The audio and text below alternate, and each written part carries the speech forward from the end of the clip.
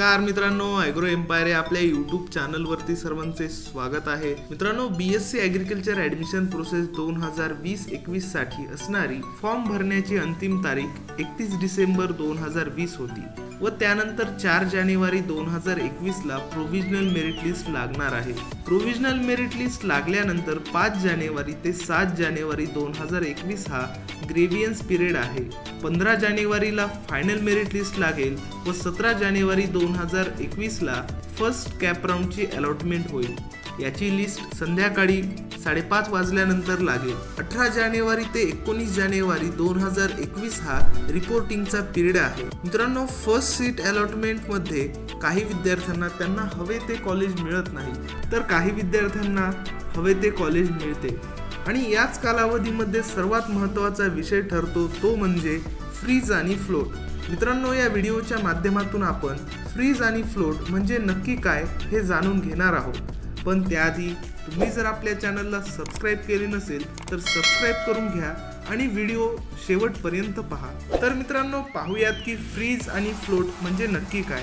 तर मित्रांनो, फ्रीज म्हणजे ज्या विद्यार्थ्याला फर्स्ट कॅप राऊंड मध्ये सीट अलॉटमेंट झाली आहे त्या विद्यार्थ्याला त्याची सीट फिक्स करायची आहे व पुढील कुठल्याच राऊंड मध्ये त्याला सहभाग घ्यायचा नाही आणि जे विद्यार्थी फ्रीज करतील त्यांचा पुढील राऊंड मध्ये विचार केला जात नाही। आता फ्लोट म्हणजे काय ते पाहूया। विद्यार्थ्याला फर्स्ट कॅप राऊंड मध्ये सीट अलॉटमेंट झाल्यानंतर ती सीट विद्यार्थी स्वीकारेल व त्याला मिळालेल्या महाविद्यालयाच्या पसंती क्रमाच्या वरील महाविद्यालय मिळण्यासाठी दुसऱ्या कॅप राऊंड मध्ये विद्यार्थी सहभागी होईल।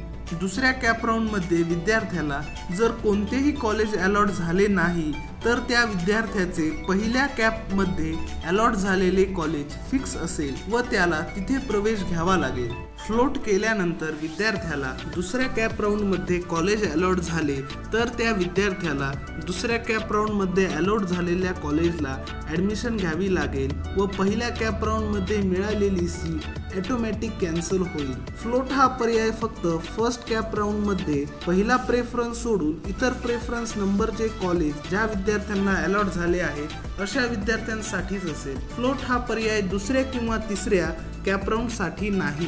ज्या विद्यार्थ्याला पहिल्या पसंती क्रमाचे महाविद्यालय मिळाले आहे अशा विद्यार्थ्याला तिथे प्रवेश घेणे अनिवार्य आहे, म्हणजेच त्याची सीट ऑटोमॅटिक फ्रीज होईल व त्याला पुढील राऊंड मध्ये सहभाग घेता येणार नाही। फर्स्ट कॅप राऊंड मध्ये सीट अलॉटमेंट झालेल्या विद्यार्थ्यांनी त्यांच्या लॉग इन द्वारे सीट अलॉटमेंट लेटर प्राप्त करावे व रिपोर्टिंग पिरियड मध्ये मिळालेल्या महाविद्यालयात सर्व मूळ कागदपत्रांसहित उपस्थित राहावे।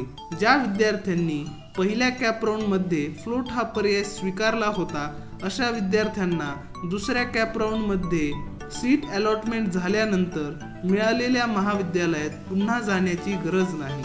मिळालेल्या महाविद्यालयात डॉक्युमेंट व्हेरिफिकेशन झाल्यानंतर विद्यार्थ्याला जागा स्वीकृती शुल्क म्हणून ₹1000 भरावे लागेल। हे शुल्क विद्यार्थ्याला त्याच्या लॉग इन द्वारे भरावे लागेल। हे शुल्क नॉन रिफंडेबल असेल।